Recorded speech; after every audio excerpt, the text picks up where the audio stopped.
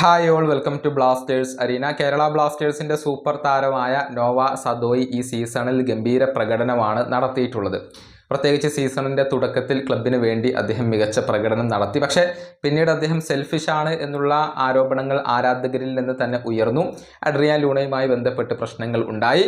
മാത്രമല്ല പരിക്ക് അദ്ദേഹത്തെ അലട്ടുകയും ചെയ്തു. അങ്ങനെയാണ് നോവയുടെ ഈ ഒരു സീസൺ വരുന്നത്. എന്തൊക്കെ വിമർശനങ്ങൾ ഉണ്ടെങ്കിലും ഈ സീസണിൽ കേരള ബ്ലാസ്റ്റേഴ്സിന് വേണ്ടി ഏറ്റവും മികച്ച പ്രകടനം നടത്തിയത് അത് നോവ സദോയി തന്നെയാണ് എന്ന് പറയേണ്ടി വരും. അതായത് നോവ സദോയി ഗോളടിച്ച ഒരു മത്സരത്തിൽ പോലും കേരള ബ്ലാസ്റ്റേഴ്സിന് പരാജയപ്പെടേണ്ടി വന്നിട്ടില്ല. അത് എടുത്തു പറയേണ്ട ഒരു കാര്യമാണ്.